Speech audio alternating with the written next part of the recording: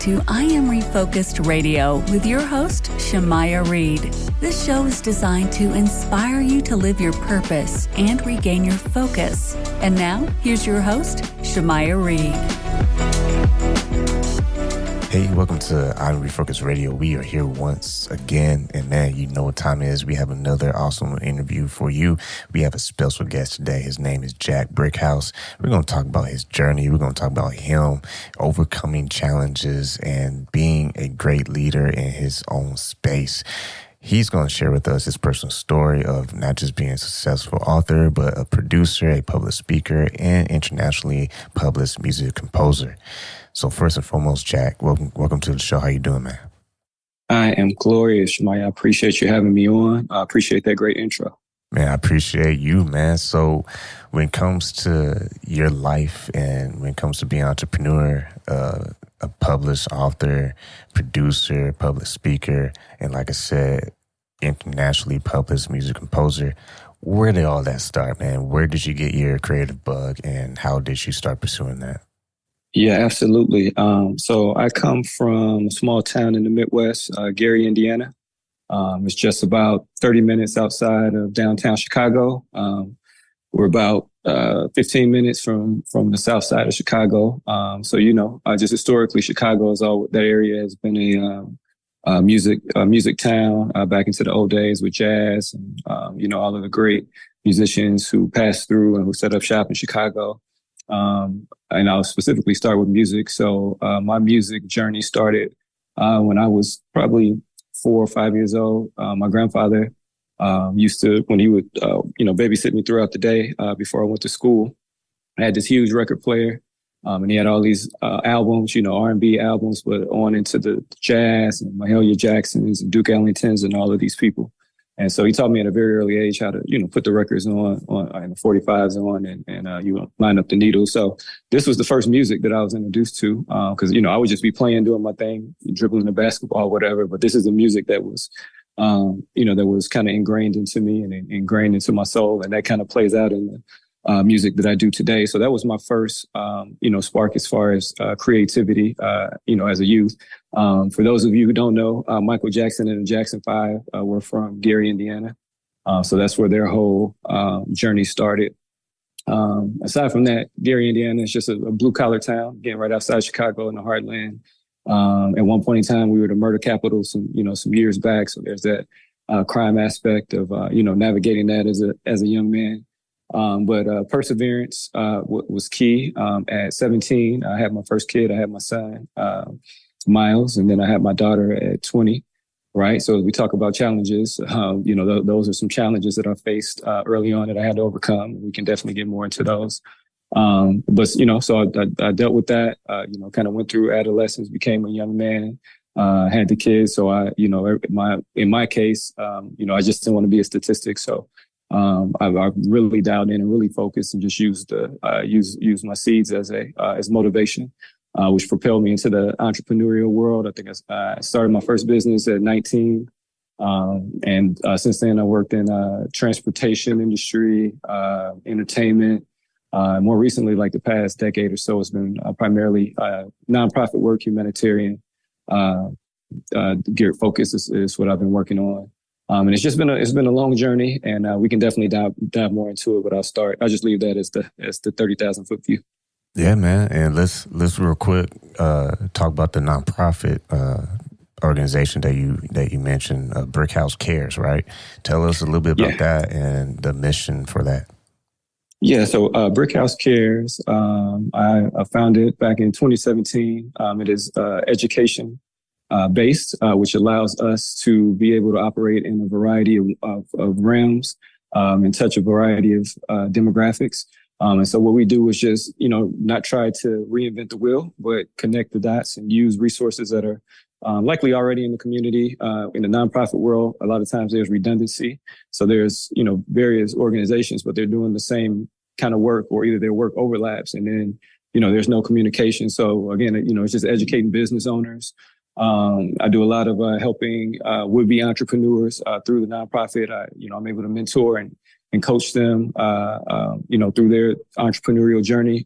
Just finished one with it's called Royalty Ministries Community Foundation.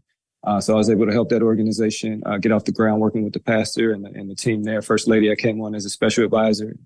I was able to educate them and use all of the experience and education that I have to help them grow their ministry. So one of the highlights there is, in less than 2 years, we were able to begin not only taking care of the members here domestically, but we were able to sponsor school supplies in a village, Dawa Dawa, in northern Ghana. All right. So, nonprofit work, that's what I'm passionate about. And so that's kind of how Brickhouse Cares has come along.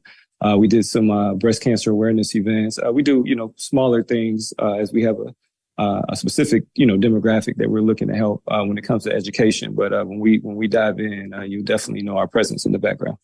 Man, I'm glad I asked that question because that's a lot of work, man. That's not like you just pass out some paper for people to read. Your hands on deck. And right. That leads to the book you wrote, Cigarettes and Bad Decisions. Yeah. Tell us about why you wanted to write that book. And I got a feeling that it's a wake-up call for those to understand bad decisions going to happen sooner or later. Absolutely, 100%. So Cigarettes and Bad Decisions, I actually co-authored myself. My buddy Coffee Black, known him for 20 plus years. He is a stand-up comic based out of the Midwest Chicagoland area. So if you're in Chicago and you hit up comedy clubs, more than likely you will come across him at some point in time. And also Hollow Tip was a third writer. So collective, we all come from Gary, Indiana. We all had a relationship. We were all at different points of our life at the time. And then one day we were just having a conversation about, just some of the general conversations, one-off conversations we have with friends and family members just about some of the challenges and struggles they've been having. So I said, hey, let's go ahead and put this thing in the book. See, can we collect these thoughts so we don't have to keep having these same conversations and actually make this a valuable resource, for people. So they were down. So we went through the process of, getting all of our ideas out. And before I forget, shout out our editor, Genoa M. White, because without her, we wouldn't have had the Cigarettes and Bad Decisions. She was a published author, and so she actually, took me by the hand. Me and her went to Columbia College Chicago together, and so she took me by the hand and showed me how to oversee this process. So shout out to her. But for this book, I think we started out with about 50 ideas, and then we narrowed it down to 30, and then we got down to about 15, which were the different topics that we talk about, chapters that we have in the book. And the title comes from one day Coffee Black was out with a friend one night. They were hanging out into the wee hours. He calls several hours later after he wakes up to check in on this individual. And, so the individual picks up the phone. He's like, hey, how you doing? And the individual's like, I feel like cigarettes and bad decisions, right? They've been hanging out drinking. So I'm like, that is very catchy. So he came with the Cigarettes and Bad Decisions. And then I added the shit I wish I'd known to kind of put the whole title together. Some people see it and they think it's about smoking, right? Until, we educate them it's more self-development.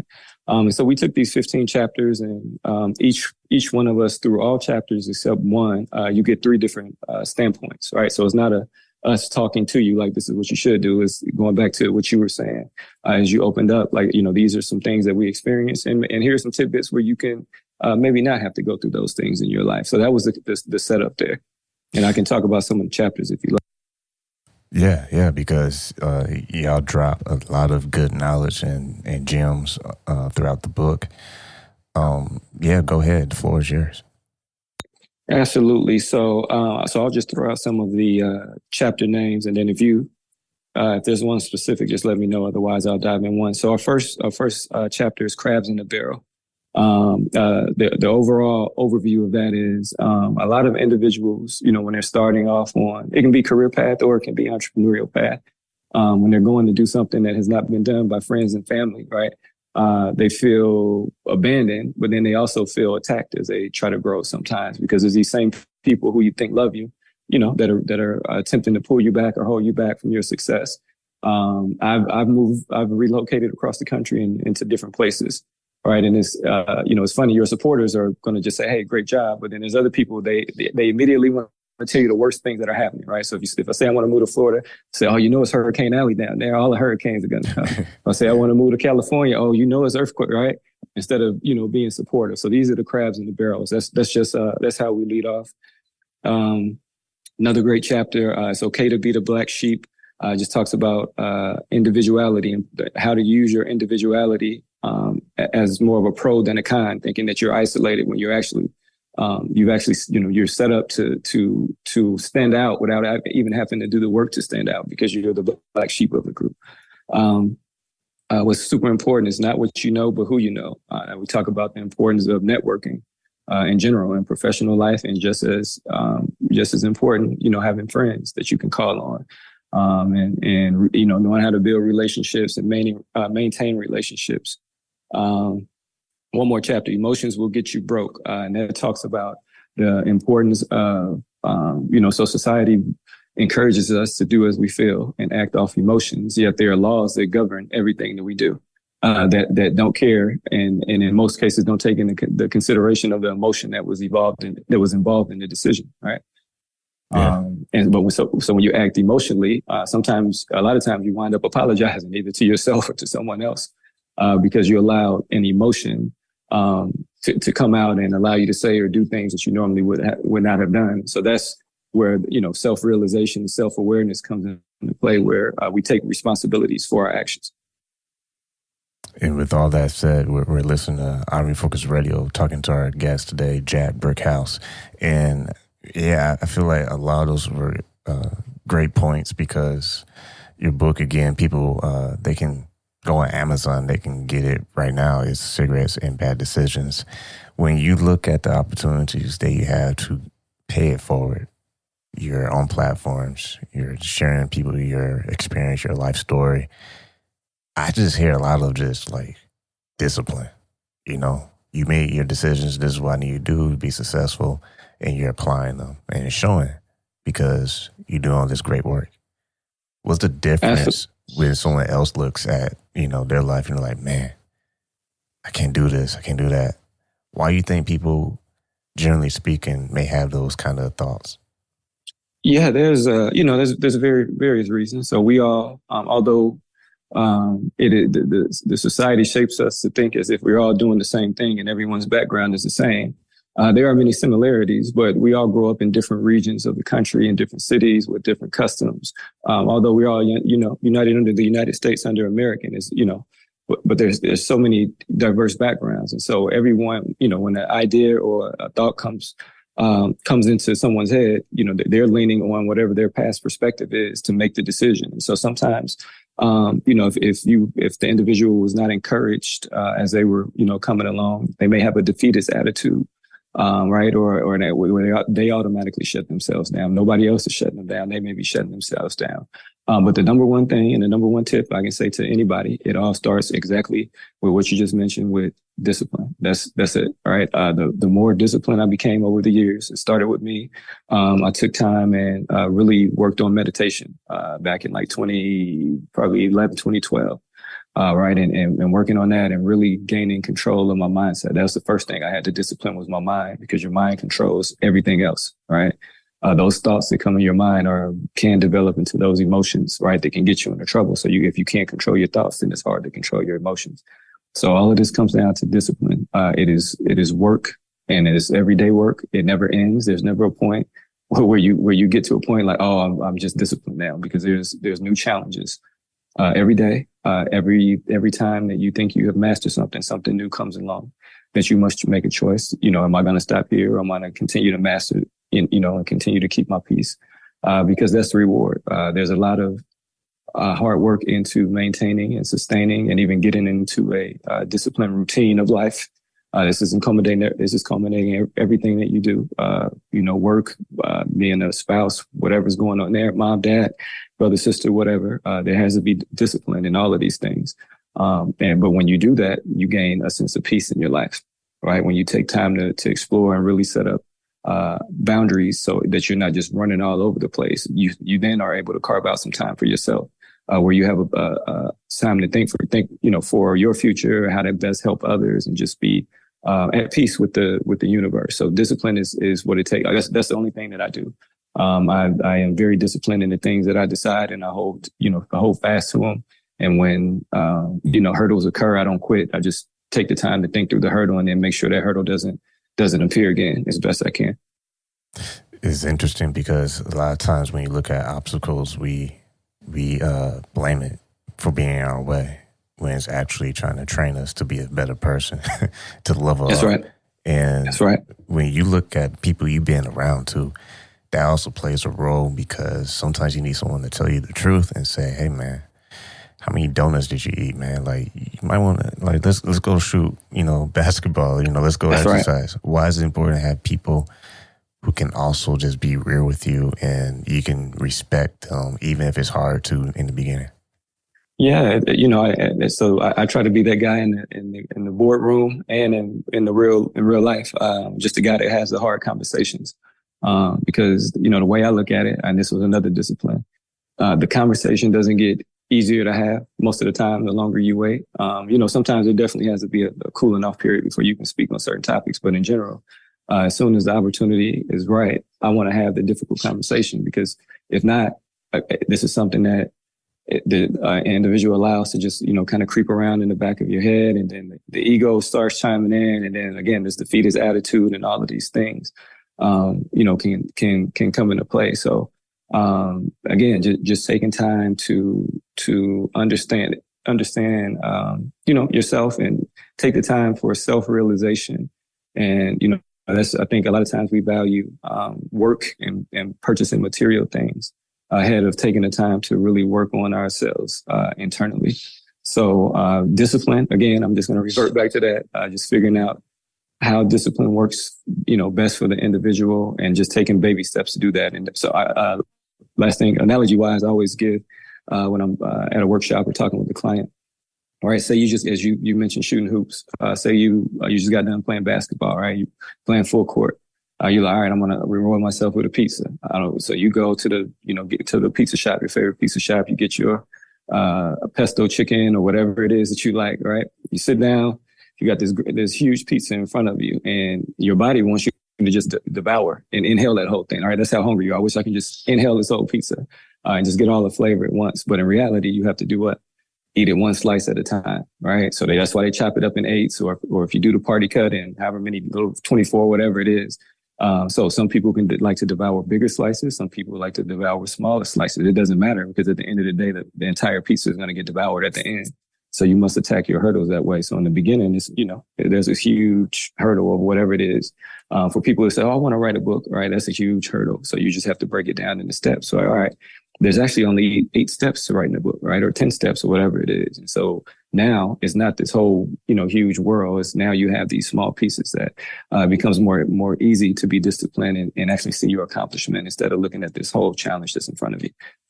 That's a great point, because has someone tell me before too, like, you can read all these books, you can listen to all these podcast shows, you can have the best coach in the whole world, but nothing works until you do. You have to get off the sidelines. You have to get out the locker room. You got to actually do something, And like you said, first time you see a problem or a hurdle, whatever you want to call it, it ain't easy. You're like, man, I just listened to this amazing show. I just read this amazing book. But when reality hits you, though, that's when the great test happens. It doesn't happen when you listen to, the show or reading the book in your comfort zone. It's when you're forced to be outside your comfort zone where it's like, okay, am I really about this, or am I just talking without walking? That's right. That's right. And the importance of experience is it allows you to build the confidence, trying not to use confidence because we're not conning anybody, not trying to con anybody. So the confidence, right? The positivity, to accomplish, whatever it is that you need to accomplish. And you have to learn that and be confident within yourself. And that takes away all the nerves and all of those extra things. Right. So there's nerves, and then there's, just adrenaline, right? They kind of feel the same, but you learn to know the difference once you perform and you deal with those things. We're just taking the time to go through experience. Sometimes you got to work for free to get that experience, but just understanding at the end of the day, you're going to have a toolbox, right? Where you have all of these different tools now that you can utilize when you finally get to, whatever that master step it is you're looking to get into. Sometimes you can get into that space. It's the opposite. You get in there too fast, and you have this title but you wind up, not delivering at your highest performance because you weren't ready, because you didn't have the experience, right? So, there's, as we referenced several times, there's really no such thing as negative hurdles. It's just everything is put in your journey to help make you stronger, to continue along your journey and realize exactly who you are, the power you have, and what you can do once you're refocused. Yeah, man. Oh, great points there. And like we said earlier in the show, you are also a producer and internationally published music composer. Touch on that too, because I know you gave your little history of how you got introduced to music. Yeah. Talk about yourself. Yeah, absolutely. So that was my introduction into music. So I, as far as genres, I like listening to a variety of genres, R&B, hip hop, classic rock, alternative. I'm a little bit of everywhere. If the vibe is right, I'm down to listen to it. What I compose, however, is more easy listening, chill vibe type music. It's music that's used in like the backgrounds of commercials or for like hotels, high-end hotels, grocery stores. Right, so there's no lyrics. It's just all my composing. And so I compose a variety of genres. Last album I released was back on May 7th. It was called Euphoria Mango. It's an album, basically. Euphoria Mango is like this superhero character that I had in my mind. And so each song is kind of the evolution of this character as she's being developed, through the universe. So there's some jazz in there. There's just some kind of like some space landscapes. There's all kind of different sounds, but they tell a story from the beginning to the end. In previous to that, Vine Drift is a novel that I wrote. That is a fiction novel that I wrote that came out in 2021. I also released a soundtrack for that. Again, more instrumental, soundscapes for that book. It's called Blind Drift as well. So Blind Drift, TikTok views is always just at 30 million. It's been streamed 30 million times there. Euphoria Mango is coming up on 4 months, and it's almost at 1 million on Spotify. So, I'm in the background. I don't have to go do shows and all those other things. But my music, I have a catalog in out of the UK and London. I had a couple catalogs here in the United States, and then I have a distributor in Sweden that I've been working with for several years. But my journey with music, I got serious with it back in 2010, I should say. I put out my first album, Spring Cleaning, in 2012, just trying to learn the ropes. But then I went and got a associate's degree in audio production technology. So I really learned the ropes of making music. And so from there, that's when I really dove in and went on a tangent. So I made from like 2015 to 2017 I made music that I'm still able to release that I didn't release at that time now. So I was kind of ahead of the curve. So it's working in my favor. But the music industry is much different than the book industry and every other industry. But I've been with all the hard work, again, with 12, 13, 14 years in now. I've received a TikTok plaque not too long ago when the album was just at 6 million. So I'm waiting on these Spotify plaques to come here soon when I hit this million. So I love music. That's just the core of what I do. Man, that's very impressive, man, because we all know the industry is cutthroat, but I would like to argue that any industry that you try to be a part of can be cutthroat, because at the end of the day, it's you. It's you and whatever you present. Like, for you as a creative, how did you keep yourself from shifting and changing to other, things that can be influenced in the industry you're in, if that makes sense? Because you can one day want to do this, but you can also be influenced to be something else that you're not, because you feel like that's the only way you can be popular. Right. For me, it was integrity. I think the other thing that helps with me is I play both sides. I'm a creative, but I also have a business sense as well. So my business degrees, I have a master's and a bachelor's in organizational leadership. So when it comes time to negotiate in the boardroom, I'm very good at that. So I don't have to put myself in scenarios where, deals are unfavorably structured because I don't know the deal. You're right. I'm one of those guys. You send me the deal, and then I want to redline it like an attorney and send it back to you so we can figure out what a medium is. I don't just take what you send to me. And so, that's the difference. And is, I do the creative thing, and I just happen to be, decent at that, to get the little bit, hit the goals that I had, which is again, just to share music with the world and for it to be listened to. So that goal was accomplished very easily just by getting the first listener. But that's, it's just being focused. Like you said, it's like every other industry. I've had, in a boardroom, I've had just as difficult and seen just as big of altercations in boardrooms and corporate offices as I've seen in entertainment, right? It's the same thing. So like you said, all of these industries are the same. They're presented a different way. I've done work in politics as well. Again, there's what you see on the outside of the curtain, and then there's what's actually going on behind the curtain. But yeah, I'll leave it there. Man, that's good stuff. Once again, we're talking to our guest today, Jack Brickhouse. And last question for you, when you're building what you're building, right? We all have an opportunity to pursue the life we want to live. Generally speaking, someone listens right now and they're like, man, Jack Brickhouse, he got it made, man. He's doing it, man. He's living his dream. But sometimes we can overly, simplify things. And we all know it's really not that simple to become successful. What do you say to someone who they're ready to move on to that next chapter in their life and really start pressing to be the best version of themselves? That's right. It just starts with the internal decision, right? It starts with the faith of a mustard seed, right? It is that simple. That is one reference you can utilize there. Once you believe it and you just decide that I'm not going to do this anymore. All right, that's step one. But after you decide, now you have to start putting the actions in place, right? And figuring out a plan to accomplish whatever it is that you're doing. And so all of these things take time, right? And so the more goals you obtain, the busier you're going to get to maintain them. That's part of the game. So the further you go, you don't get to relax. So if you're looking to relax, this is not necessarily the journey for you. And this is in the corporate world or the entrepreneurial world. This is both, right? Again, the more accolades you get, the more, your phone is going to ring, which is what you want, but you become busier. And again, now you have to evaluate and you have to look at distractions, right? And you have to define the distractions, all right? Can you still hang out with your family and these same friends, right? Are they promoting healthy habits for you to do your work, or they're just complaining, that, you're not around and all these other things. And so it just starts with discipline.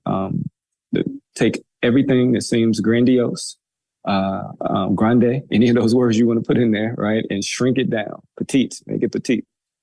Something that you feel you can suggest or that you can digest. And it just all of this starts with you taking that first step. And so if you make your first step simple, it can be, I'm curious about, what it's like to own, a salon or whatever it is. Well, the best thing you can do is go find a salon owner and just have a talk with them. Just ask them, hey, can I have a few minutes of your time? Maybe you go to a salon and talk to your salon owner. Right, that's a step. So that's step one. So now you are actively showing yourself and the universe that you're ready to go.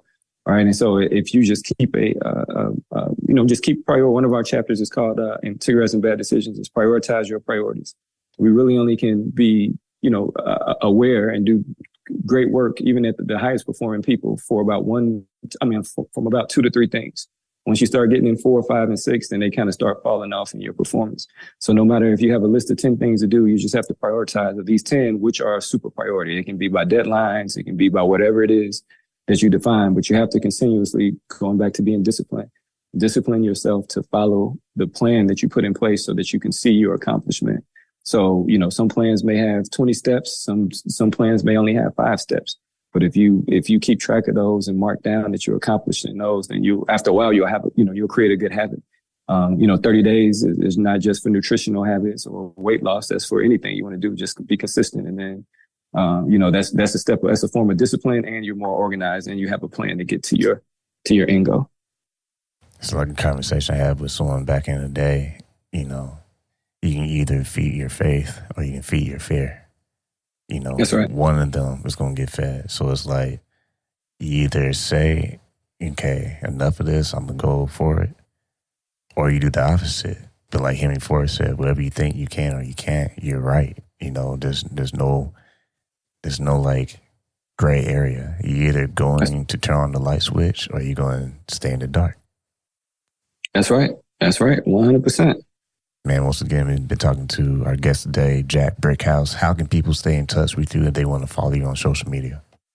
Absolutely. You can just Google me, Mr. Jack Brickhouse, all one word. If you're on social media, I am on Twitter, or what is it now, X? I'm on X, at Got My Shades. I am on LinkedIn, and Instagram is Mr. Jack Brickhouse, all one word. Again, if you just Google me, you'll find the other little spaces I am. I'm on Spotify. Music is on Spotify, and a bunch of different other platforms. I also used to do podcasts, so you'll find those as well. But yeah, that's the most simplistic way, Mr. Jack. Just Google Mr. Jack Brickhouse and connect with me. Awesome, man. Once again, let's say thanks to our guest, Jack Brickhouse, for your time. I appreciate you. It's been a great opportunity. Thanks for sharing your platform.